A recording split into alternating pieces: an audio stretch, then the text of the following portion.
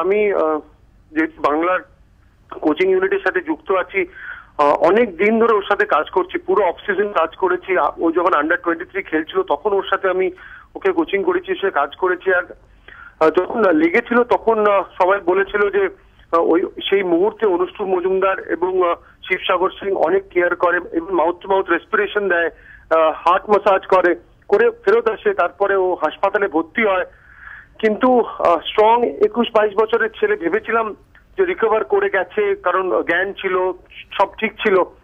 কিন্তু আজকের এই খবরটা কিছুতেই মেনে নিতে পারছি না। মানে এত কম বয়সী একটা ছেলে, এত ফিট, এত ক্রিকেট মাঠে যদি খেলতে খেলতে কারোর এরকম অ্যাক্সিডেন্ট হয়, তার 2-3 দিনের পরে যদি এরকম কোনো খবর আসে, এটা একদমই একটা অ্যাক্সিডেন্ট।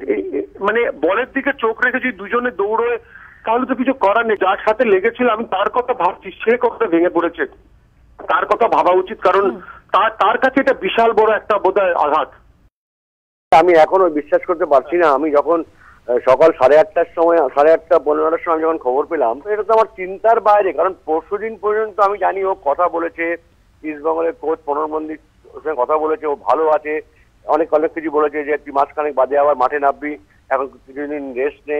কিন্তু আমি ভাবতে পারছি না এটা কি করে সম্ভব। আর যে ধরনের সৌরভ মন্ডলের সঙ্গে যে ক্ল্যাশটা হয়েছে, তাহলে সৌরভ মন্ডলের হাঁটুটা গিয়ে ওর এটা লেগেছে।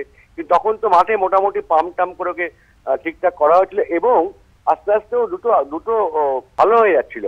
ওকে আমি এবছর আমার আন্ডার-23 খেলালাম।